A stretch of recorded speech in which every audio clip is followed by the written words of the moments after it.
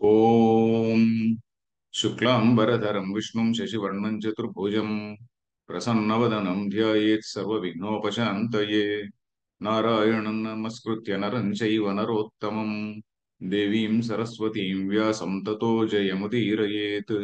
గురుర్బ్రహ్మా గురుర్విష్ణు గురుర్దేవో మహేశ్వరః గురుః సాక్షాత్ పరం బ్రహ్మ తస్మై శ్రీ గురవే నమః. ఓం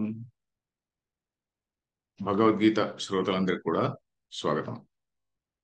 మనం నిన్న కొన్ని పారిభాషిక పదాలు చెప్పుకున్నాము. రెండవ అధ్యాయంలో 10వ శ్లోకం చదివాం. 10వ శ్లోకం చదివిన తర్వాత శంకరాచార్యుల భాష్యంలోకి అడుగు పెట్టడానికి ముందు కొన్ని పారిభాషిక పదాలు తెలుసుకోవాలి. కర్మ అంటే ఏమిటి, తర్వాత మనం చేస్తున్నటువంటి ఇంద్రియ వ్యాపారాలు. వ్యాపారం అంటే బిజినెస్ కాదు, వ్యాపారం అంటే ఎనీ యాక్టివిటీ. వ్యాపారం మీన్స్ యాక్టివిటీ. సో ఇంద్రియ వ్యాపారాలన్నీ కూడా ఎలాంటి వ్యాపారాలు, ఎలాంటి ఇంద్రియ వ్యాపారాలు కర్మ అనే కేటగిరీ కిందకి వస్తాయి అంటే దానిలో something which is ethical or unethical content ఉన్నప్పుడు అవి కర్మ అనే పదం కిందకి వస్తాయి. అంటే మనం అనెథికల్ యాక్షన్స్ చేసినప్పుడు అధర్మం, దాన్నే అధర్మం అంటాం కదా. అధర్మానికి సంబంధించినటువంటి ఉంటే అక్కడ పాపము అనేటువంటిది అప్రూవ్ అవుతుంది, ధర్మము అనేటువంటిది ఉంటే అక్కడ పుణ్యము అనేటువంటిది వస్తుంది.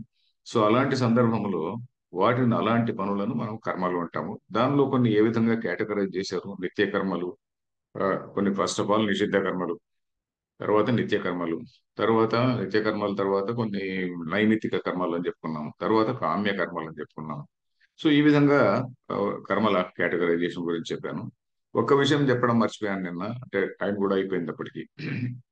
అదేంటంటే ఈ కర్మ సిద్ధాంతాన్ని మనం ఎందుకు యాక్సెప్ట్ చేశాము అనేటువంటిది కూడా ఒక ప్రశ్న వస్తుంది. ఈ కర్మ సిద్ధాంతాన్ని మనమే కాదు, మనం ఉంటే హిందూ మతంలోనే కాదు, భారతీయ మతాలన్నీ యాక్సెప్ట్ చేశాయి. ఎక్సెప్ట్ చార్వాకులు. చార్వాకులు అంటే అది మతం కిందకి రాదనుకోండి, నాస్తికులు. మిగతా వాళ్ళందరూ అంటే ఫర్ ఎగ్జాంపుల్ బౌద్ధం, బౌద్ధులు యాక్సెప్ట్ చేశారు, జైనులు యాక్సెప్ట్ చేశారు.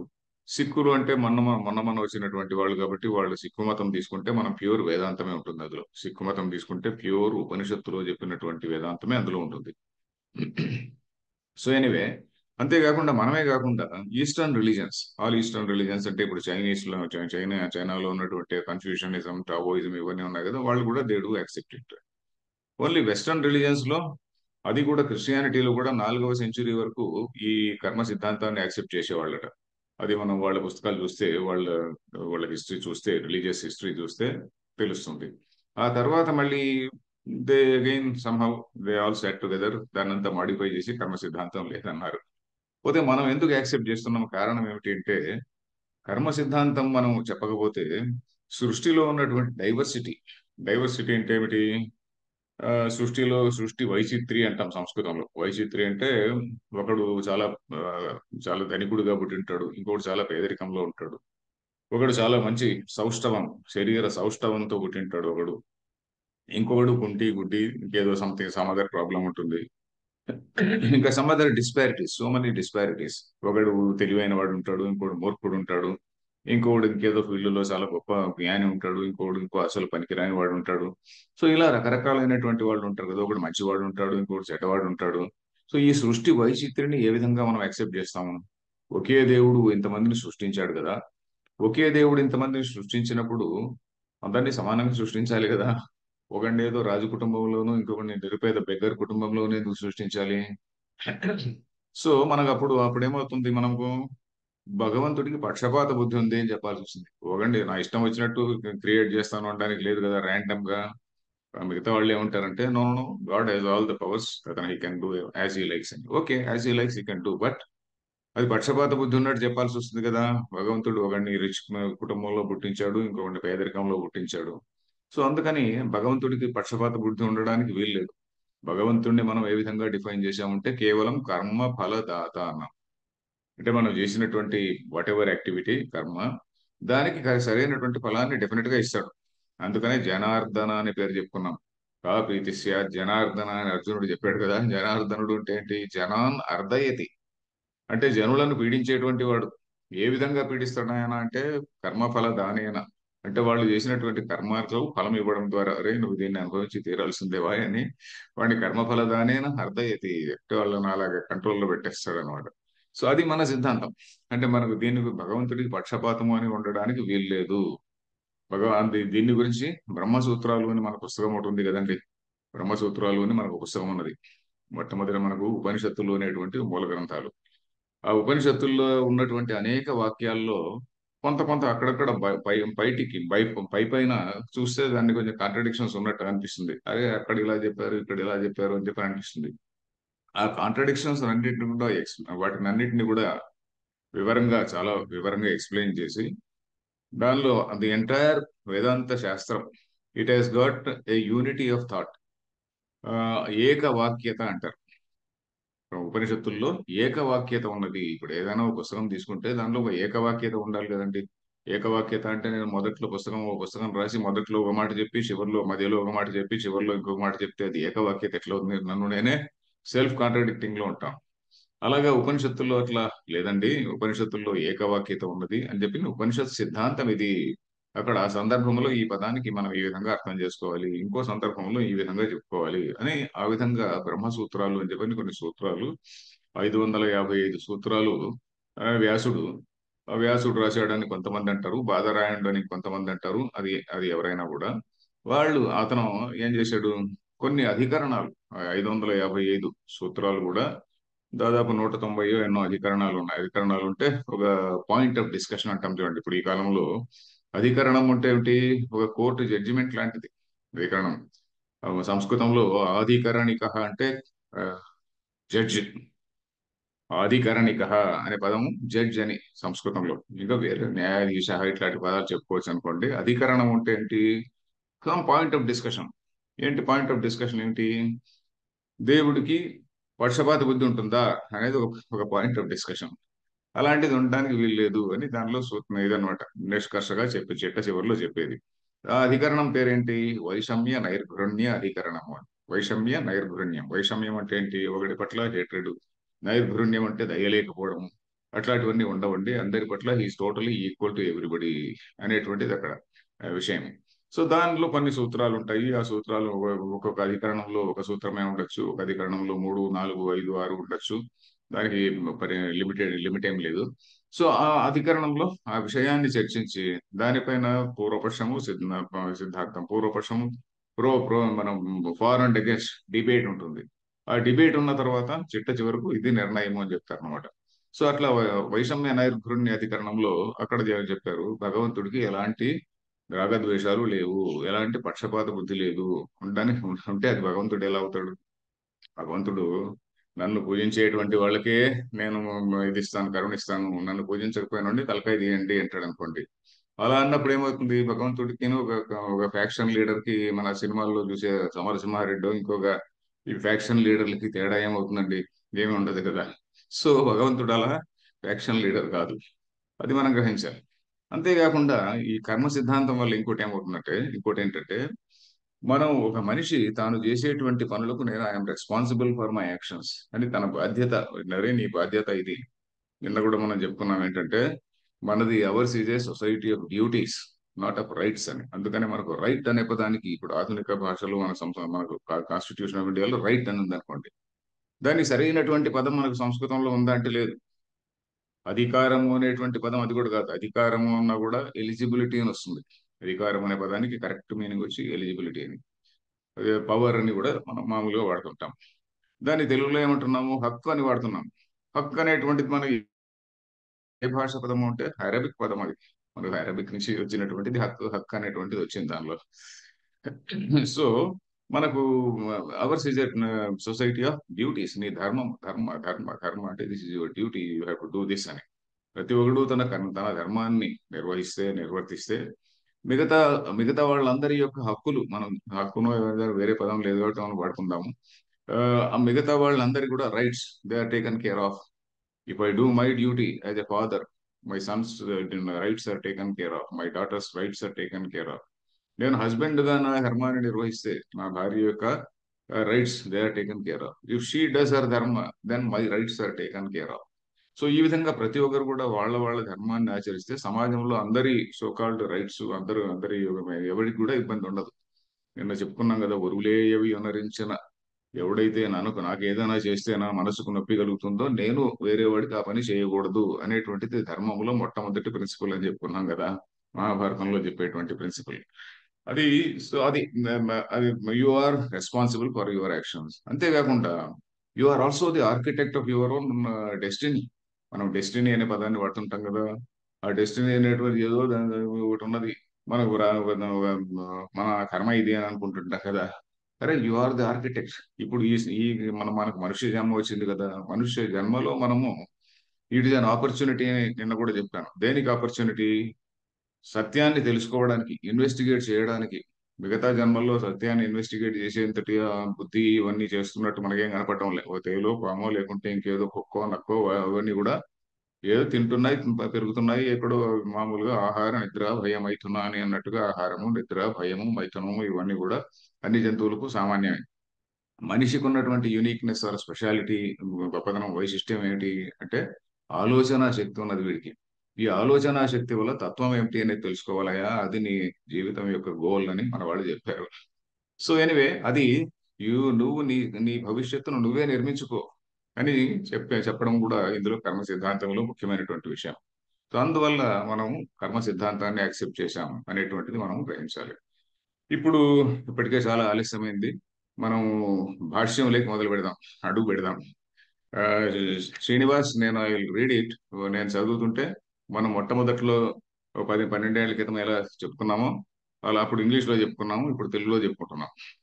సో అది నేను చదువుతుంటా, నువ్వు రిపీట్ చేయాలి. ఎందుకంటే అలాగే సో సార్. దట్ ఎవరైనా వినేటువంటి వాళ్ళు కూడా వాళ్ళు భాష్యం ఎదురుగా ఉంటే వాళ్ళు కూడా దే కెన్ మనసులో చదువుకోవచ్చు. మళ్ళీ ఒకవేళ ఇది వింటున్నప్పుడు కూడా వాళ్ళు కూడా నిదానంగా చెప్పుకోవచ్చు అన్నమాట. అలాగే సార్. సో ఇప్పుడు నేను చదువుతున్నా.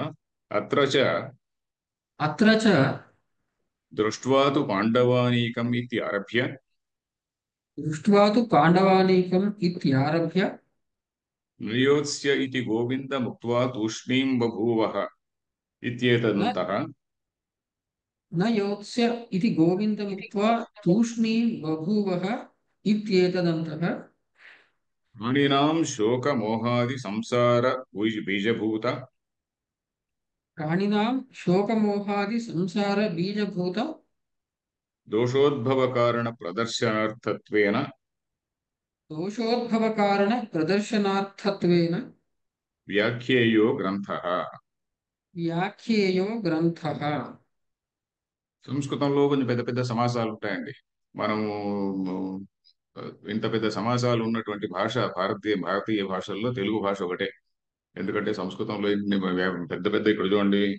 సంసార ప్రాణిన సంసార మోహాది సంసార శోకమోహాది సంసార బీజభూత దోషోద్భవ కారణ ప్రదర్శనార్థత్వేన అనేది మొత్తం అంతా కూడా ఒకటే సమాసమే. దాన్ని మనం విడగొట్టుకోవాలి. ఈ సమాసం అంటే ఏంటి? రెండు మూడు పదాలు కలిసి ఒక ఒకే అర్థాన్ని ఇస్తాయన్నమాట. రెండు మూడు లేక నాలుగు ఉండొచ్చు, ఐదు ఉండొచ్చు, ఇంకా 10 ఉండొచ్చు. ఏదో ఉదాహరణకి మన తెలుగులో మనం పద్యాలు తీసుకుంటే దుర్వారోద్యమ బాహు విక్రమ రసాస్తో కస్ఫరద్ గర్వాంధ పృథివీర దుర్మథన విద్యాపారగుల్ మత్పతుల్ అని మొత్తం అంతవరకు పోతుంది. ద్రౌపది అక్కడ నిండు సభలో ఆ, వాడి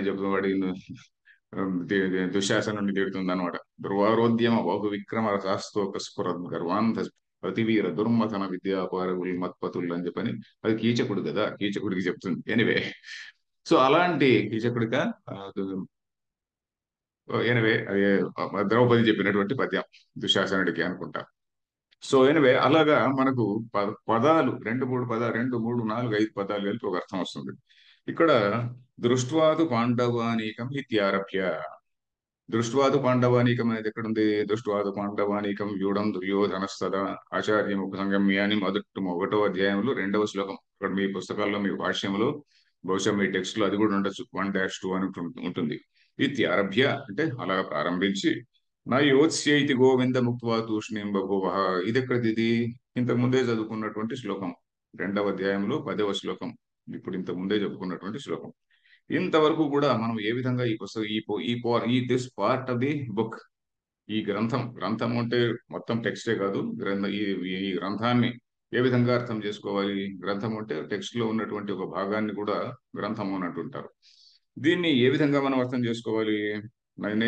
నేను యుద్ధం చేయనయ్యా అని కృష్ణుడితో చెప్పి తూష్ణీం బభూవః ఊరికే కూర్చుండిపోయాడు అని అనేంత వరకు మనం ఏ విధంగా అర్థం చేసుకోవాలి అంటే ప్రాణులకు, ఈ ప్రాణులకు అందరికి కూడా శోకమోహాది శోకమోహ శోకమోహాది సంసార బీజభూత దోషోద్భవ కారణ ప్రదర్శనార్థం. శోకము మోహము అనేటువంటివి సంసార బీజభూతములంట. బీజభూతములు అంటే బీజములుగా, సంసారానికి బీజం, సంసారానికి విత్తనం ఏమిట్రా అంటే ఆ, శోకము మోహం. శోకం అంటే ఏమిటి? మనస్సు కలిగేటువంటి బాధ శోకం. మోహం అంటే ఏంటి? ఒక వస్తువును సరిగా గుర్తించలేకపోవడం. ఒక వస్తువును సరిగా గుర్తించలేకపోవడం. ఇప్పుడు ఇక్కడ అర్జునుడికి ఏం జరిగింది? శోకం అంటూ ఒకటి ఉన్నది. ఇంకోటి ఏంటి? వస్తువు ఉన్న విషయాన్ని సరిగా అర్థం చేసుకోలేకపోవడం. ఇప్పుడు భీష్మ ద్రోణులు వీళ్ళందరూ కూడా చనిపోతారు కదా అనేటువంటి అంటున్నాడు. ఈయన కూడా వేదము చదువుకున్నటువంటి వాడే. వీళ్ళందరూ కూడా క్షత్రియులు కూడా పూర్వకాలంలో వేదం చదువుకునే వాళ్ళే. ఎందుకంటే క్షత్రియుల యొక్క సిలబస్ లో కూడా ఆన్వీక్షకి త్రయీ వార్త దండనీతిశ్చ శాశ్వతి అని సిలబస్ లో ఉంది వాళ్ళకి. ఆన్వీక్షకి అంటే లాజిక్. క్షత్రియుడైనటువంటి వాడు రాజుకి, వాడు ఫస్ట్ ఆఫ్ ఆల్ వాడికి లాజిక్ తెలిసి ఉండాలి. ఎదుటివాడు వచ్చి నన్ను అది మాట్లాడుతున్నప్పుడు నా దగ్గర వాళ్ళు ఫాల్స్ ఆర్గ్యుమెంట్ చేసి నన్ను తప్పుదోవ పట్టిస్తాడా అని. తర్వాత త్రయి. త్రయి అంటే ఏమిటి? వేదం, ఋగ్వేదం, ఋగ్ యజుస్ సామ, ఈ మూడింటిని కూడా త్రయి అన్నారు. అథర్వణ వేదం తర్వాత వచ్చింది అనుకోండి. సో ఋగ్వేజుస్ సామ, అథర్వణ వేదం కూడా ముఖ్యంగా ఈ మూడు వేదాల్లో నుంచి తీసుకున్నటువంటి, ముఖ్యంగా ఋగ్వేదంలో నుంచి తీసుకున్నటువంటివే కాబట్టి త్రయి అనేటువంటి మ్, పదము మనకు అక్కడక్కడ కనిపిస్తూ ఉంటుంది. ఆన్వీక్షకి త్రయి అంటే వేదం ఎందుకు చదువుకోవాలి అంటే వాడికి ధర్మాధర్మాల గురించి సరైనటువంటి అవగాహన ఉండాలి అని. ఎందుకంటే వాడు దండనీతి పాటిస్తున్నాడు అక్కడ. దండనీతి పాటిస్తున్నాడు. శత్రువు పైన ఎలాంటి యాక్షన్ తీసుకోవాలి, తన వాడి పైన ఎలాంటి యాక్షన్ తీసుకోవాలి, అలాగే తన తప్పు చేసినటువంటి వాడి పైన ఎలా యాక్షన్ తీసుకోవాలి, ఇవన్నీ కూడా వాడికి తెలిసి ఉండాలి కదా. సో అందుకని ఆన్వీక్షకి త్రయి వార్త. వార్త అంటే కామర్స్, ట్రేడ్ అండ్ కామర్స్. తర్వాత దండనీతిశ్చ శాశ్వతి. దండనీతి అంటే jurisprudence, civil and criminal jurisprudence అంటాం ఈ కాలంలో. అది ఇవన్నీ కూడా క్షత్రియుడి యొక్క సిలబస్ లో ఉంది. ఏది ఇది? Indoor syllabus. అవుట్డోర్ సిలబస్ లో ఏమిటి? గుర్రం ఎక్కడము, ఏనుగు ఎక్కడము, లేకుంటే బాణం వేయడము, కత్తి తిప్పడము, మరి ఇంకేదో గద గద తిప్పడము, ఇవన్నీ కూడా అది అవుట్డోర్ సిలబస్. ఇప్పుడు ఆర్మీలో కూడా indoor syllabus and outdoor syllabus అని ఉంటుంది. పోలీసులో indoor syllabus and outdoor syllabus అని ఉంటుంది. సో క్షత్రియుడు అనేటువంటి వాడికి ఇది indoor syllabus, outdoor syllabus. Indoor syllabus లో వేదం కూడా ఉంటుంది. సో దానిలో మోహం కలగకూడదు అంటే ఏమిటి? ఆ ఇండోర్ సిలబస్ లో వాడు సరిగ్గా ధర్మాన్ని గురించి తెలుసుకోవాలి. అర్జునుడు కూడా ధర్మాన్ని గురించి చదువుకున్నటువంటి వాడే వేదం. కానీ ఇక్కడ ఈ సందర్భంలో ఒకప్పుడు మోహం కలుగుతుంది. మోహం అంటే ఉన్నదాన్ని సరిగా గ్రహించలేకపోవడం.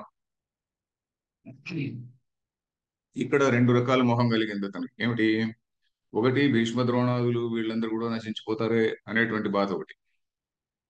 నేనేదో చంపుతున్నాను అది ఇది అంటే పరమార్థ సత్యం అతనికి తెలియదు అనేది ఒకటి ఒక లెవెల్. ఇంకొక లెవెల్ ఏమిటి? నా స్వధర్మం ఏదైతే స్వధర్మం ఉన్నదో దాన్ని అధర్మం అని భావిస్తున్నాడు. క్షత్రియుడి యొక్క ధర్మం ఏదైతే ఉన్నదో ఆ క్షత్రియ ధర్మాన్ని ఈయన అధర్మంగా భావిస్తున్నాడు. ఈ రెండు రకాలైనటువంటి మోహం ఉన్నది అని ఇక్కడ వ్యాఖ్యాకారులు చెప్పారు. సో మనం కూడా గ్రహిస్తే అది కరెక్ట్ గానే ఉంది. ఇది శోక మోహాది సంసార బీజభూత.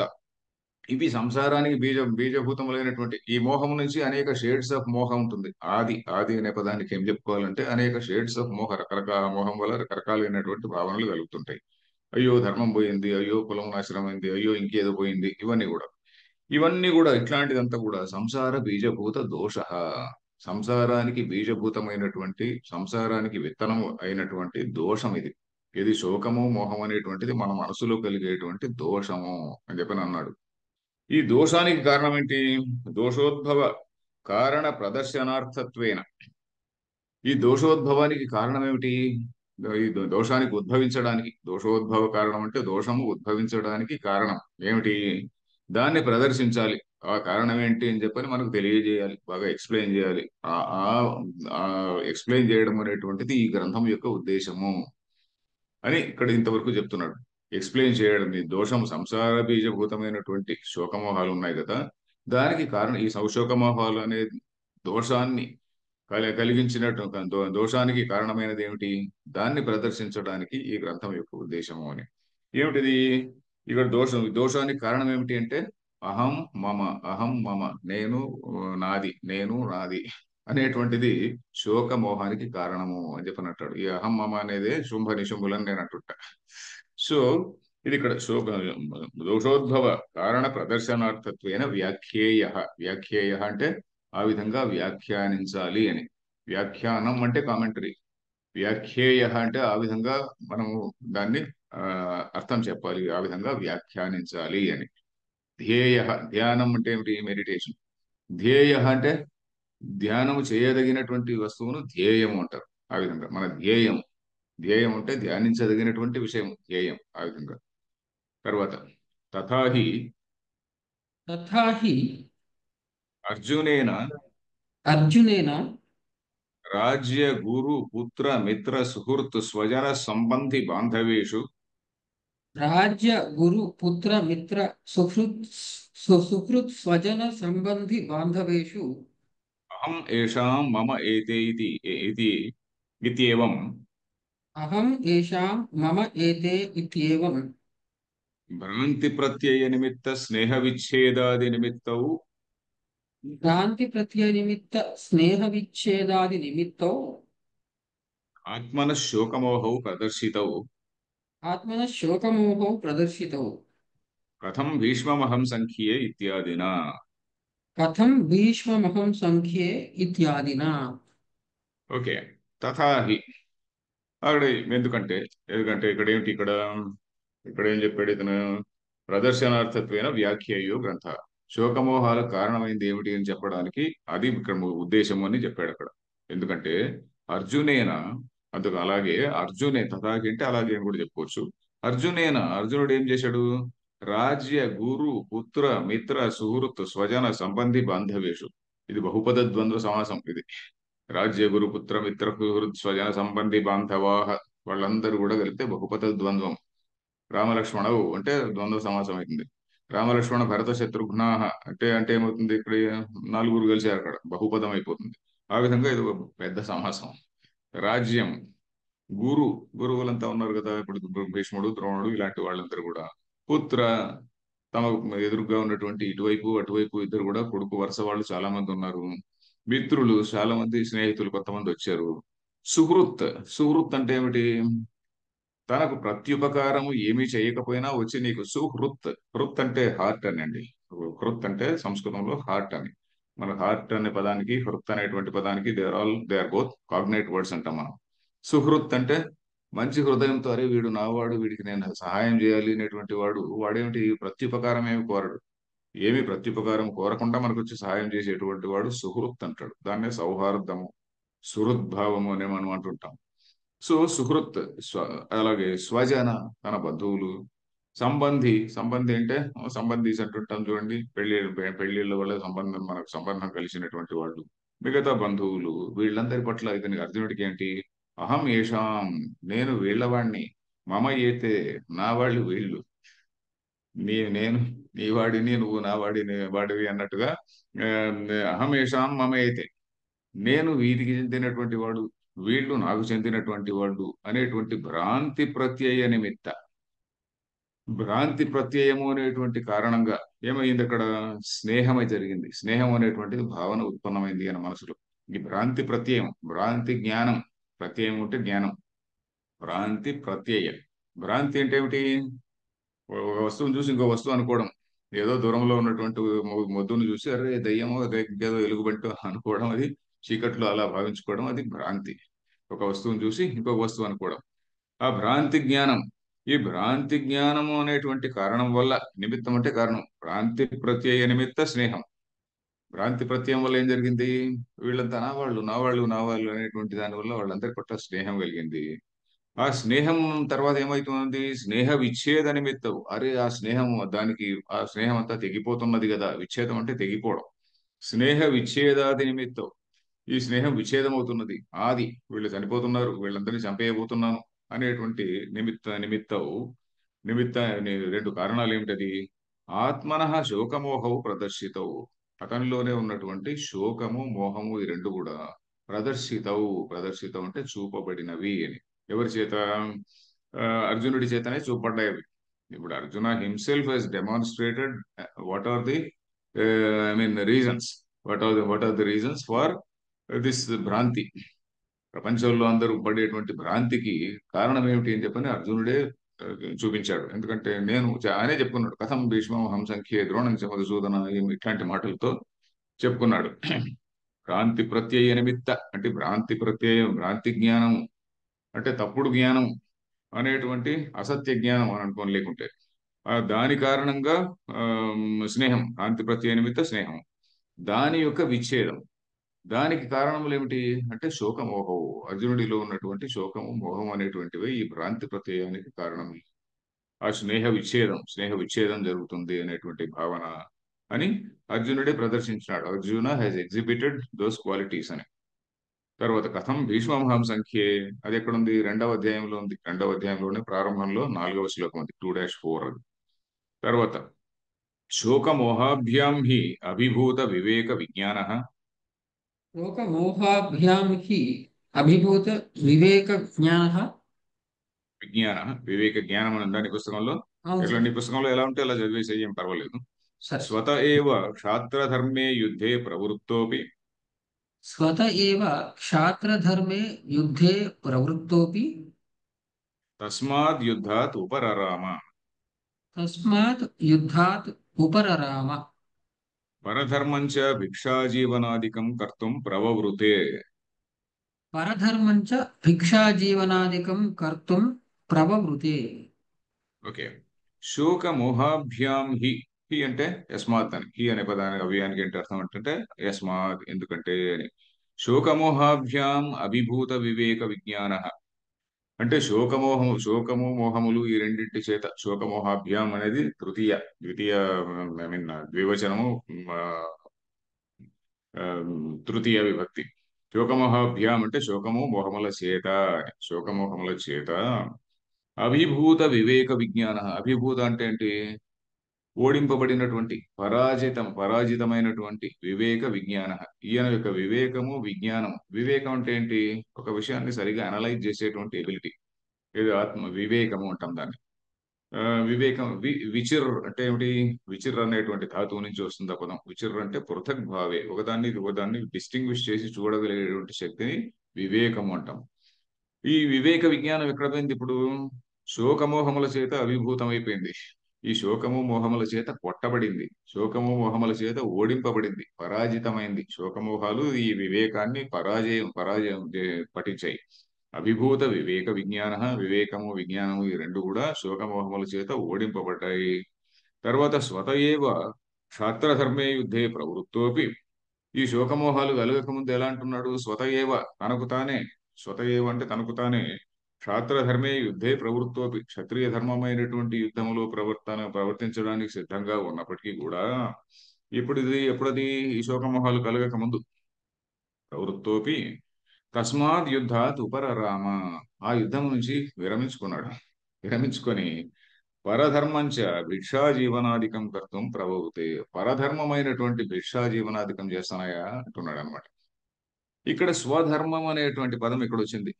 స్వధర్మం అనేటువంటి పదం కూడా మనం అర్థం చేసుకోవాలి. ధర్మం అనేటువంటి పదానికి నిన్న చెప్పుకున్నాం. ధర్మం అంటే సమాజాన్ని సమాజాన్ని ఏకంగా ఉంచడానికి మనం నిర్మించుకున్నటువంటి కొన్ని నార్మ్స్, కొన్ని వాల్యూస్, ఇదంతా కూడా కలిపితే అది ధర్మం అంటాము. తర్వాత ఇక్కడ స్వధర్మం అంటే ఏమిటి? సమాజంలో ఎవరికి ఏ డ్యూటీస్ విధింపబడినాయో ఆ డ్యూటీస్ ను, వాటిని విహిత కర్మ అంటాం. విహిత అంటే విధింపబడిన అని. నిన్న నిత్య కర్మలు, నైమిత్తిక కర్మలు, కామ్య కర్మలు అనే పదం చెప్పుకున్నాం కదా. అలాంటిదే విహిత కర్మ. విహిత కర్మ అంటే సమాజంలో ఒకానొక వ్యక్తికి విధింపబడినటువంటి కర్మ. ఇప్పుడు ప్రస్తుత సమాజంలో ఎవరికి ఏ కర్మ విధింపబడలేదు. ఎందుకంటే ఎక్సెప్ట్ ప్రాబబ్లీ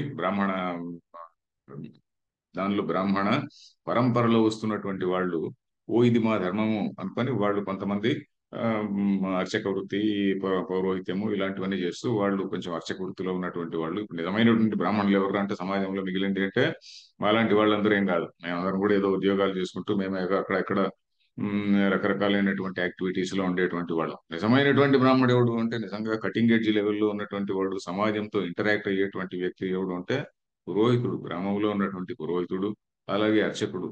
ఇప్పుడు వాళ్ళను మనం పూర్తిగా అణగదొక్కేశాం. సిస్టమ్ కంప్లీట్ గా మనకు ఉన్నటువంటి సిస్టమ్స్ అన్ని కూడా వాడిని కంప్లీట్ గా జీరో చేసి పడేసాయి. ముఖ్యంగా తమిళనాడు లాంటి స్థలంలో స్థలంలో అయితే, రాష్ట్రాల్లో అయితే వాళ్ళ పొజిషన్ మరీ దారుణంగా ఉన్నది. సో ఇప్పుడు ఈ సమాజంలో, ప్రస్తుత సమాజంలో ఎవరికి ఏం లేదు, ప్రతి ఒక్కరు కూడా అందరూ అన్ని కార్యాలు టేకప్ చేయొచ్చు. కానీ ఒకప్పుడు ఇన్ ద బిగినింగ్, సమాజం బిగినింగ్ లో మనం ఎప్పుడు మన స్మృతి ఆ కాలాన్ని తీసుకొని అప్పటి నుంచి మనం సమాజాన్ని చూస్తే, ఆ సమాజం ఏంటి ఎలా ఉండేది? సమాజంలో 4 4 టైప్స్ ఆఫ్ ఫంక్షన్స్. మన సమాజమే కాదు, ప్రాచీన సమాజాలు ఏవైనా తీసుకోండి, ఈజిప్షియన్ సమాజం తీసుకోండి, గ్రీక్ సమాజం తీసుకోండి, జాపనీస్ తీసుకోండి, చైనీస్ తీసుకోండి, ఎనీ ఓల్డ్ సివిలైజేషన్ మనం తీసుకొని చూస్తే, ఇన్ఫాక్ట్ ప్లేటో రాసినటువంటి రిపబ్లిక్ పుస్తకం కూడా తీసుకొని మనం చూస్తే, గ్రీక్ దీనిలో కూడా 4 లెవెల్స్ ఆర్ రిక్వైర్డ్. ఏమిటి? ఒకడు సమాజానికి ఒక ఇంటలెక్చువల్ డైరెక్షన్ ఇచ్చేటువంటి వాడు, ఒట్టి ఇంటలెక్చువలే కాకుండా మారల్ డైరెక్షన్ కూడా, ఇంటలెక్చువల్ అండ్ మారల్ డైరెక్షన్ ఇచ్చేటువంటి వాడు కూడా కావాలి. సో అది ఒక కేటగిరీ సమాజానికి. ఎందుకంటే thinkers, basically thinkers, not only thinkers, there can be crooked thinkers also. Crooked thinkers కాకుండా కొంచెం మొరాలిటీ, వాడి నైతిక విలువల్ని తన జీవితంలో ఆచరిస్తూ మిగతా వాళ్ళందరికీ కూడా ఆదర్శప్రాయంగా ఉండేటువంటి వాళ్ళు కొంతమంది అవసరం. అలాంటి వాళ్ళే ఋషులు, మునులు, ఇట్లాంటి వాళ్ళు. తర్వాత ఆ కేటగిరీలోనే వచ్చినటువంటి ఆ కాలంలో ఉన్నటువంటి బ్రాహ్మణులు, ఈ కాలంలో బ్రాహ్మణులు కాదు, ఆ కాలంలో ఉన్నటువంటి ఆ బ్రాహ్మణులు. ఆ కాలంలో కూడా అందరూ మంచి వాళ్ళు అని చెప్పడానికి వీల్లేదు. ఆ కాలంలో చాలా మంది ఉండేవాళ్ళు. నేను చూశాను, నా చిన్నప్పుడు చూశాను, చాలా మంది మంచి వాళ్ళు ఉండేవాళ్ళు.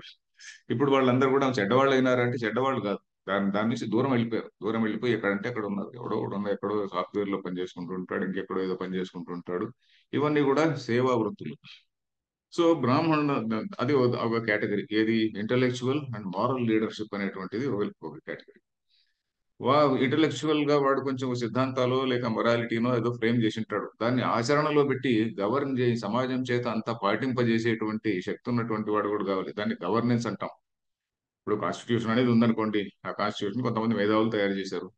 దాన్ని గవర్నెన్స్ అంటే ఏంటి? ఆ కాన్స్టిట్యూషన్ అమల్లో పెట్టేటువంటి సిస్టమ్, ఆ పవర్, రాజ్య శక్తి అంటాం దాన్ని గవర్నెన్స్. అలాగే శత్రువుల నుంచి రాజ్యాన్ని కాపాడడం, దీన్ని క్షత్రియ ధర్మం అన్నారు. శతాత్ త్రాయతే, అంటే ఎవరికి కూడా బాధ కలగకుండా, సమాజంలో ఎవరికి బాధ కలగకుండా ప్రతి ఒక్కటి రైట్స్ రక్షింపబడేట్టుగా పనిచేసేటువంటిది. అలాగే ఆ విలువలన్నీ కూడా, ఆ, ఏది మనం ఇందాక చెప్పుకున్నాం కదా, మారల్ లీడర్షిప్ అన్నాం కదా, ఎథికల్ అండ్ మారల్ వాల్యూస్, వాటినన్నిటిని కూడా ఆచరించేట్టు చేయడం, అది గవర్నెన్స్. అది మనకు దీనిలో ఆ, రఘువంశం అనే పుస్తకం ఒకటి ఉన్నది కదండి. మన కాళిదాసు రాసినటువంటి రఘువంశం కావ్యంలో మొట్టమొదటిలోనే ఆ రాజు, దిలీపుడు అనే రాజు గురించి అక్కడ వర్ణించారు. ఏమిటి? ప్రజానాం వినయాధానాత్ రక్షణాత్ భరణాదపి చెప్పారు. ప్రజానాం వినయాధానాత్, వినయాన్ని ఆధానం అంటే ప్రజల్లో వినయం అంటే మనం ఏదో హ్యూమిలిటీ, హంబల్ గా ఉండడము అని అనుకుంటాం. వినయం అంటే అది కాదండి. సరైనటువంటి న్యాయ మార్గంలో, సరైనటువంటి ధర్మ మార్గంలో ఉండడం, అది వినయము అంటాం. విద్యా దదాది వినయం. వినయం అంటే హ్యూమిలిటీ, ఎంత వంగి తలంచి ఉంటాడు అని కాదు. చదువుకున్నటువంటి వాడు తలంచి ఉంటాడని కాదు, చదువుకున్నటువంటి వాడు ఫైట్ అవసరమైతే ఫైట్ చేయాలి. సో వినయం, వినయం అంటే ఏమిటి? నయ, నయ అనేటువంటి ధాతువుకి, ఇప్పుడు న్యాయం అంటే అనే పదం వచ్చింది కదా, నయ, నయ అనేటువంటి ధాతువుకి లీడింగ్ అని అర్థం. నాయకుడు అనేటువంటి పదం కూడా అలాగే వస్తుంది. నయ అంటే సమాజంలో ఏ విధంగా ఒక మనిషి మెలగాలి అనేటువంటిది. అది దానిలో ఎథిక్స్, మొరాలిటీ అన్ని వస్తాయి. ప్రజల్లో వినయాధానాత్, వినయాన్ని కలిగించడం, వినయాన్ని ఎన్ఫోర్స్ చేయడం, వినయ ఆధానం, వినయాన్ని ఎన్ఫోర్స్ చేయడం. సో అది ఆ రాజు దానిలో శ్లోకం అంతా ఉందనుకోండి. వినయాదానాత్ రక్షణాత్ భరణాద్, వాళ్ళని రక్షించడం వల్ల, ఆ వినయాదానం చేయడం వల్ల, భరణాత్ వాళ్ళని పోషించడం వల్ల, సపిత, అతను ప్రజలందరికీ కూడా రాజుల్లాగా, పిత తండ్రి లాంటి వాడు. ఎవరు? ఆ దిలీపుడు అనేటువంటి వాడు, అతను తండ్రి. మరి వాళ్ళ తల్లిదండ్రుల మాట ఏంటయ్యా అంటే, పితర కేవలం జన్మహేతవ, వా- వాళ్ళ జన్మకు కారణమైనటువంటి వాళ్ళే నిజమైనటువంటి తల్లిదండ్రులు ఎవరైతే ఉన్నారో వాళ్ళు, కేవలం జన్మహేతువులు అంతే గాని, జన్మకు కారణమైనటువంటి వాళ్ళు గాని, వాళ్ళు ఏదో అవస్థలు పడుకుంటూ పిల్లల్ని కన్నారంతే తప్ప, వాళ్ళని సరైన మార్గంలో పెట్టి వినయాధానము చేసి రక్షించి పోషించేటువంటి పని అంతా కూడా ఎవరు? ఈ రాజు చేస్తున్నాడు. కాబట్టి వాడు నిజమైనటువంటి ఇసాపిత అని చెప్పిన, అతను నిజంగా ప్రజలకు తండ్రి లాంటి తండ్రి అని చెప్పిన అన్నాడు అని కాళిదాసు వర్ణిస్తాడు. సో ఆ విధంగా వినయాధానం చేసేటువంటి కేటగిరీ ఒకటి ఉండాలి. ఒకటి మారల్ లీడర్షిప్, ఇంకోటి ఆ డిసిప్లిన్ ఎన్ఫోర్స్ చేసేటువంటి వాళ్ళు. మూడవ కేటగిరీ ట్రేడ్ అండ్ కామర్స్. అంటే రాజ్యంలో ఎకానమీ బిల్డప్ చేయాలి కదా, ఎకానమీ బిల్డప్ చేయడం చాలా చాలా ముఖ్యం. ఆ ట్రేడ్ అండ్ కామర్స్ చేసేటువంటి వాడిని దాన్ని మన కేటగిరీ, దాన్ని వైశ్య అన్నారు. ఇంకో కేటగిరీ ఏంటి, సర్వీసెస్. ఇప్పుడు మన సాఫ్ట్వేర్ ఎంప్లాయీ పోయి వాడు అక్కడ టైప్ టైప్ మిస్టేక్లు కరెక్ట్ చేసుకుంటూ, కామాలు ఫుల్ స్టాప్లు కరెక్ట్ చేసుకుంటూ చేసేటువంటి ఉద్యోగాలు చాలా ఉన్నాయి. సో ఇదంతా ఏమిటంటే సేవా వృత్తి. సో ఈ సేవా వృత్తి అనేటువంటి వాడిని ఆ కాలంలో, ఇప్పుడు మనం ఆ శూద్ర అనేటువంటి పదం ఎవరిని నిందించడానికి వాడటం లేదు. ఆ కాలంలో ఈ సేవా వృత్తి, రకరకాలైనటువంటి సేవా వృత్తులు ఆ కాలంలో కూడా ఉండేవి కదా. వ్యాపారం చేయాలంటే 10 ఎడ్ల బండ్లు పోయేవి. ఎడ్ల బండ్లు ఒక ఊరు నుంచి ఇంకో వెళ్ళేవి, 100 ఎడ్ల బండ్లు. ఆ ఎడ్ల బండ్లు పోయేవి. లేకుంటే షిప్ బిల్డింగ్ ఒకటి ఉండేది, షిప్ బిల్డ్ చేసేటువంటి వాడు ఒకడు, కార్పెంటరు, ఐరన్ స్మిత్, వీళ్ళందరూ కూడా గొప్ప గొప్ప ట్రేడర్స్ అప్పుడు ఆ కాలం. ఇవన్నీ కూడా ఈ సేవా వృత్తులు. సో ఇవన్నీ కూడా దాన్ని కేటగిరీ అన్నారు. బండ్లు తయారు చేసేటువంటి వాడు కావచ్చు, ఇంకేదో బండి నడిపేటువంటి వాడు ఒకడు, గడ్డి కోసేటువంటి వాడు ఒకడు, గడ్డి తెచ్చేటువంటి వాడు ఒకడు. మన పల్లెటూరు జీవితం చూస్తే మనకి ఇవన్నీ తెలుస్తుంది ఆ కాలంలో ఎలా ఉండేది అని. ఆవులు మేపేవాడు ఒకడు, ఇలా రకరకాలుగా. సో ఎనివే, ఈ 4 కేటగిరీలు అనేటువంటిది వాడికి వాడికి ఆ ధర్మాన్ని, నీ డ్యూటీ ఇది, నీ డ్యూటీ ఇది, నీ డ్యూటీ ఇది, నీ డ్యూటీ ఇది అని పెట్టారు. మరి పుట్టుకతోనే వచ్చిందా అనేటువంటి డిస్కషన్ లేకి ఇప్పుడు పోం. ఎందుకంటే 4th చాప్టర్ లోకి వచ్చినప్పుడు అప్పుడు పోదాం. ఇప్పుడు ఇవన్నీ ఆ డిస్కషన్ అంతా పెట్టుకుంటే మనకు ఇది వ్యాఖ్య ముందుకు పోదు, ఏది భాష్యం ముందుకు పోదు. సో వాడికి ఏ కేటగిరీకి, బ్రాహ్మణ అనేటువంటి కేటగిరీలో నీ ధర్మం ఇది, నువ్వు భిక్షాటనము ద్వారా జీవించు అని కూడా అన్నారు. ఏది ఆత్మజ్ఞానం తెలుసుకున్న తర్వాత నువ్వు భిక్షాటనం ద్వారా జీవించాలి అని. ఇప్పుడు పూర్వకాలంలో కొంతమంది జీవించిన వాళ్ళు ఉన్నారు. మొన్నటి త్యాగరాజు ఇట్లాంటి వాళ్ళ వరకు కూడా భిక్షాటనం వల్ల జీవించినారు. చాలా మంది వాగ్గేయకారులు వీళ్ళందరూ కూడా వాళ్ళ జీవితాలు చూస్తే ఎంత చాలా చాలా సింపుల్, చాలా సరళమైనటువంటి, చాలా మనం బయట నుంచి చూస్తే చాలా దైన్యమైనటువంటివి. కానీ వాళ్ళు అన్హ్యాపీగా ఉన్నారా అంటే వాళ్ళు సంతోషంగా ఉన్నారు. వాళ్ళకి ఎందుకు, వాడికి ఏం రాదు, డబ్బులు లేకపోయినా కూడా మహారాజ్యం వా పాలయేత్, మహాభాష్యం వా పాఠయేత్ అని చెప్పిన ఆయన అన్నాడు. అని మన వాళ్ళ సిద్ధాంతం ఏంటంటే, పతంజలి రాసినటువంటి మహాభాష్యం అనేటువంటిది ఒకటి ఉంది. వ్యాకరణానికి, వ్యాకరణ మహాభాష్యాన్ని పాఠం చెప్పడం అంటే ఇట్ ఈస్ సంథింగ్ లైక్ రాజ్యాన్ని ఏలినంత సంతోషించేవాడు అంట అతను. మహాభాష్యం వా పాఠయేత్, మహారాజ్యం వా పాలయేత్ అని. అంటే నువ్వు పాఠం చెప్తే మహాభాష్యాన్ని పాఠం చెప్పు, లేకుంటే రాజ్యాన్ని ఏలు అని. సో వాటిని అంత ఈక్వేట్ చేశాడు. వాడికి ఏం డబ్బులు లేకపోయినా కూడా మహాభాష్యం పాఠం చెప్పుకుంటూ నేను రాజుని ఫీల్ అయ్యేవాడు అనమాట. అంటే వాడి ఆనందం మనిషికి రకరకాల కారణాల వల్ల ఆనందం వస్తుంటుంది. సో ఆ విధంగా బ్రాహ్మణుడి ధర్మం అదే అన్నారు. క్షత్రియుడి ధర్మం అంటే రాజ్యాన్ని పాలించడం అన్నారు. సో ఇది స్వధర్మము అంటారు. ఎవడెవడికి వాడి సమాజంలో వాడి స్థానాన్ని బట్టి ఏదైతే విధించారో దట్ ఇస్ కాల్డ్ స్వధర్మ. వాడి ధర్మం అది. అది చేయకపోతే మళ్ళీ పాపం. స్వధర్మాచరణం చేయకపోతే పాపం. అది ఇప్పుడు అన్ని పూర్వపక్షంలో వస్తాయి. సో స్వధర్మాచరణం చేయకుంటే పాపం. అది నిత్యకర్మ చేయకుంటే ఎలాగా పాపమో, స్వధర్మం కూడా equally important. That is called విహిత కర్మ. ఇది ఈక్వలీ ఇంపార్టెంట్, ఆర్ ప్రాబబ్లీ సమాజ దృష్ట్యా మనం చూస్తే ఇట్ ఈస్ మోర్ ఇంపార్టెంట్. క్షత్రియుడు సంధ్యావందనం చేయకపోతే నష్టమేం లేదు, వాడు యుద్ధం చేయకుంటే నష్టం. వాడు క్షత్రియుడు సంధ్యావందనం ఇంట్లో కూర్చొని గంటల కొద్ది పూజ చేసుకుంటూ ఉంటే ఇది వేస్టింగ్ ఇస్ టైం. వాడు కొంచెం సేపు పూజ చేసుకొని క్షత్రియ ధర్మాన్ని సరిగా పాటిస్తే సమాజానికి ఎంతో మేలు చేసినటువంటి వాడు అవుతాడు. సమాజంలో మిగతా అందరూ కూడా వాళ్ళందరూ వాళ్ళ వాళ్ళ కర్మలు చేస్తుంటే వాళ్ళందరి పుణ్యం ఈయనకు వస్తుంది. ఇది కూడా రాజ్యంలో రాజుకి ఎక్కడి నుంచి పుణ్యం వస్తుంది అంటే ప్రజలు చేసేటువంటి ధర్మ కార్యాల నుంచి రాజుకు కొంచెం పుణ్యం వస్తుంది. రాజు చేసేటువంటి పాపము ప్రజలకు కూడా కొంచెం వస్తుంది. ప్రజలు చేసేటువంటి పాపాలు కూడా రాజుకు కొంచెం పోతాయి. సో రాజుకు వీడి ప్రజలకు ఉన్నటువంటి ఒక ధార్మికమైనటువంటి సంబంధం ఒకటి ఉంది. ఇప్పుడు మనకు ధార్మికమైనటువంటి సంబంధం ఇప్పుడు లేదు ప్రస్తుతం. కానీ ఆ కాలంలో ఒక ధార్మికమైనటువంటి సంబంధం కూడా ఉండేది ప్రజలకును రాజుకు. సో ఎనివే, సో స్వధర్మమైనటువంటి, అది శోకమోహముల చేత పరాజితమైన వివేక విజ్ఞానం అనేటువంటివి ఓడింపబడ్డాయి. అందువల్ల శాస్త్ర ధర్మంలో అంతకుముందు శోకధర్మాలు రాకముందు ప్రవర్తుడైనప్పటికీ కూడా ఆ యుద్ధం నుంచి విరమించుకున్నాడు. ఎందుకు విరమించుకున్నాడు? తర్వాత అంతేకాకుండా బ్రాహ్మణ ధర్మం, పరధర్మం, బ్రాహ్మణ ధర్మం అయినటువంటి భిక్షా జీవనాధికం మేము చేస్తామయ్యా, అది హ్యాపీగా ఉంటుందిలే అని చెప్పి అన్నాడు. అది ప్రవృత్తుడయ్యాడు. అది ఇక్కడ ఇంకో వాక్యం చదివి ఆపుదాం.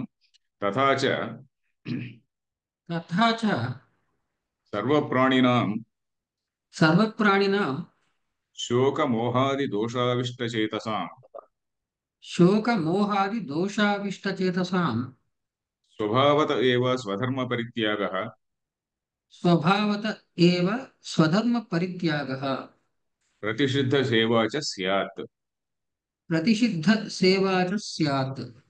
స్వధర్మే ప్రవృత్తానామపి తేషాం स्वधर्मे प्रवृत्तानामपि तेषां వాङ्మనః కాయాదీనాం ప్రవృత్తిః वाङ्मनः कायादीनां प्रवृत्तिः ఫలాభిసంధిపూర్వికా ఏవ फलाभिसन्धिपूर्विका एव సాహంకారా చ భవతి.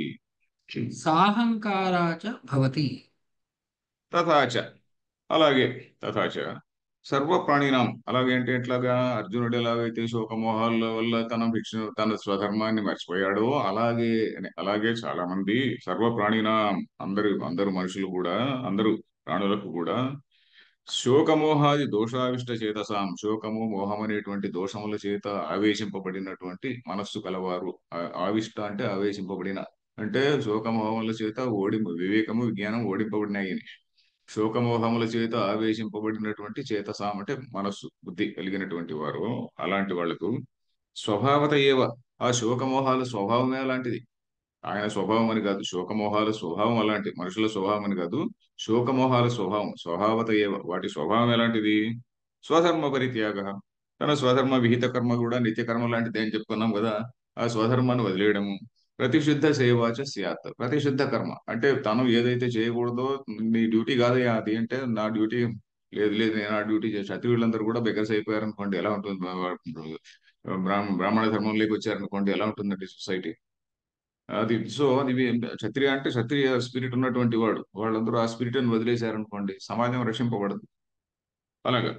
సో ప్రతిషిద్ధ సేవాచ స్యాత్. సో అన్ని సర్వప్రాణినాం, అర్జునుడికి ఒక్కడికే కాదండి, దిస్ ఏ యూనివర్సల్ ప్రాబ్లం అంటున్నాడు. సర్వప్రాణినాం, ప్రపంచంలో అందరికీ కూడా, మనందరికీ కూడా శోకము మోహము ఎప్పుడైతే కలుగుతుందో, మన మన ధర్మాన్ని మనం మర్చిపోవడము, తర్వాత ఇంకేదో మనం వేరే ఇంకేదో చేద్దాంలే అనుకోవడము, ఇవన్నీ కూడా జరుగుతుంది అని. తథాచ, అలాగే స్వధర్మే ప్రవృత్తానామపి తేషాం, ఒకవేళ స్వధర్మములో వీళ్ళు ప్రవర్తించినా కూడా, కొంతమంది స్వధర్మాన్ని కూడా వదిలేస్తారు, ప్రతిషిద్ధ చేయకపోతానంటారు. ఒకవేళ స్వధర్మంలో ప్రవర్తించినా కూడా వాళ్ళ ఇది ఎలా ఉంటుంది అంటే, తేషాం స్వధర్మే ప్రవృత్తానాం అపి తేషాం, స్వధర్మంలో ఒకవేళ వీళ్ళు ప్రవర్తించినప్పటికీ కూడా వాళ్లకు తేషాం వాంగ్మనః కాయాదీనాం ప్రవృత్తి, వాళ్ళ వాక్కు మనస్సు శరీరము, వాంగ్ మనః కాయ త్రికరణ శుద్ధి అంటుంటాం కదండి. మనం త్రికరణ శుద్ధి అంటే ఏమిటి? త్రికరణములు అంటే మూడు ఇన్స్ట్రుమెంట్స్, మనకు ఉన్నటువంటి మూడు ఇన్స్ట్రుమెంట్స్ ఏమిటి? త్రికరణములు, మనస్సు, వాక్కు, కాయం. మనస్సుతో మనం ఆలోచిస్తాము, వాక్కుతో ఏదో చెప్తాము, తర్వాత శరీరంతో, మిగతా శరీరములతో ఉన్న శరీరములతో మనం we do action. So walk అనేటువంటిది బాహ్య ప్రపంచంతో ఇంటరాక్ట్ కావడానికి అతి గొప్ప సాధనం. వాక్కు వాక్ అనేటువంటిది మనము ఏదో కంటితో చూస్తుంటాము, చెవులతో వింటుంటాము. How are we communicating then? Communication అనేటువంటిది వాక్కుతో జరుగుతుంది. ఇప్పుడు అఫ్కోర్స్ ఇప్పుడు ఎంత టైప్ లో నడుస్తుంటుంది, ఇంటర్నెట్ లో నడుస్తుంటుంది, ల్యాప్టాప్ పైన నడుస్తుంటుంది అనుకోండి. కానీ ముఖ్యంగా మనిషి ల్యాప్టాప్లు ఏమి అన్ని తీసేస్తే, నేకెడ్ మ్యాన్ జస్ట్ అలాంటి జస్ట్ వ్యక్తిని వాడు పెడితే, వాడికి ఉన్నటువంటి కమ్యూనికేషన్ మీడియం ఏమిటి? వాక్కు మాత్రమే. వాక్ even today in spite of all these things, వాక్ అనేటువంటిది is a very great communication medium. So వాక్కు, మనస్సు, శరీరం, ఈ మూడు ఈ మూడు ఈ మూడు కూడా వాటి ప్రవృత్తి ఎలా ఉంటుంది? వాటి యాక్టివిటీ, వాటి వాటి ప్రవృత్తి అంటే వాడు అవి ఏ విధంగా ప్రవర్తిస్తుంటాయని. ప్రవృత్తి అంటే ఏమిటి? ప్రవర్తించడాన్ని, ఒక విధంగా ప్రవర్తించడాన్ని ప్రవృత్తి అంటారు. వాటి ప్రవృత్తి ఎలా ఉంటుంది? ఫలాభిసంధి పూర్విక ఏవ, ఫలాభిసంధి, అభిసంధి అంటే అభిలాష, అభిసంధి అంటే అభిలాష. నాకు ఇదిగో నేను ఈ కర్మకు చేస్తున్నాను, నాకు స్వర్గం రావాలి, నాకు అనేటువంటి అభిలాష. మరి వీళ్ళందరూ కూడా స్వధర్మం చేస్తున్నప్పటికి కూడా, నేను నేను రాజ్యం చేస్తున్నా, నేను యుద్ధం చేస్తున్నా, ఈ రోజు రాజ్యం కోసం యుద్ధం చేస్తున్నా, లేకుంటే రాజ్య పాలన చేస్తున్నా, నాకు కొంచెం డబ్బు వెనకేసుకోవాలి, లేకుంటే ఏదో జాబ్ చేస్తున్నా నేను డబ్బులు వెనకలేసుకోవాలి, ఇదంతా కూడా ఉందనుకోండి. లేకుంటే ఫలాభిసం, జీతం తీసుకోకుండా పని చేయమని చెప్పడం కర్మయోగం కాదండి. కర్మయోగాన్ని మన వాళ్ళు చాలా మిస్అండర్స్టాండ్ ఎలా చేసుకుంటారంటే, అరే నువ్వు జీతం తీసుకోకుండా పని చేయమని కృష్ణుడు చెప్తున్నాడేమో అని అంటారు. కృష్ణుడు అలా చెప్పలేదండి, ఎవరు అలా చెప్పలేదు.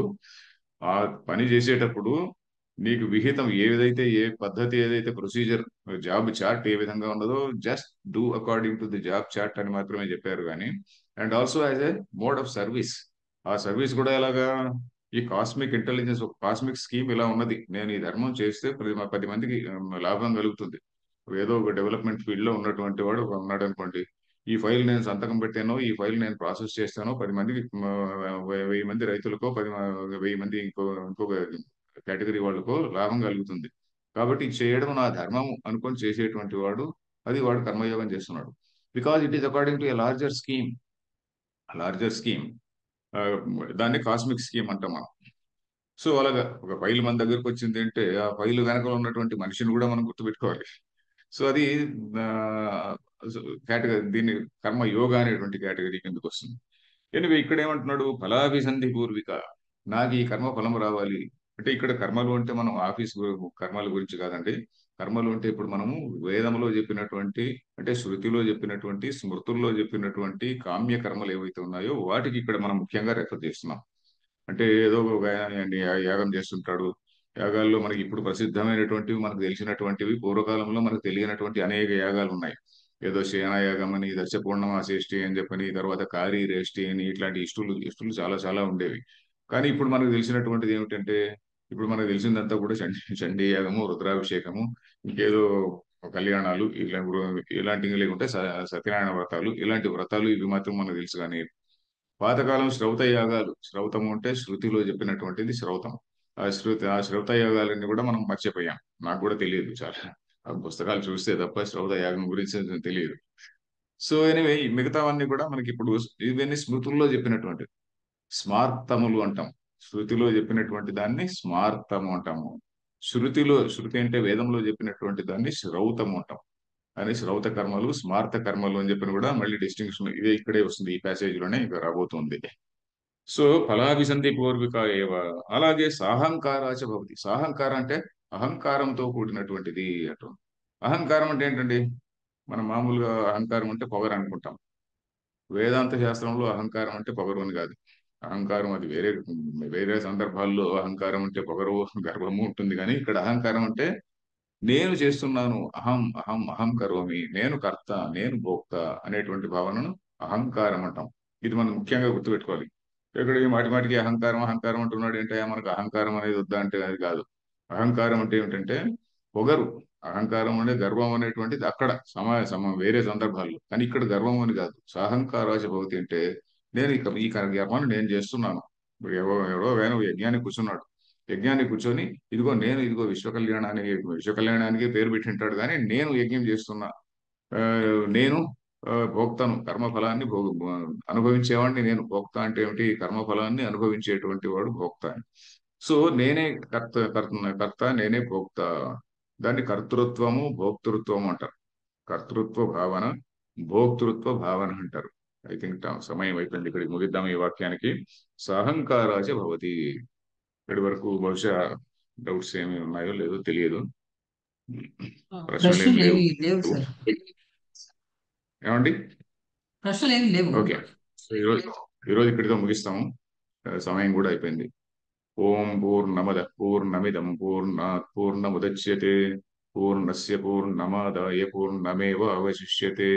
ఓం శాంతి శాంతి శాంతి. నెక్స్ట్ క్లాసు మళ్ళీ మామూలుగా మనం next week Sunday, I mean Monday and Wednesday పెట్టుకుందాం. ధన్యవాదాలు.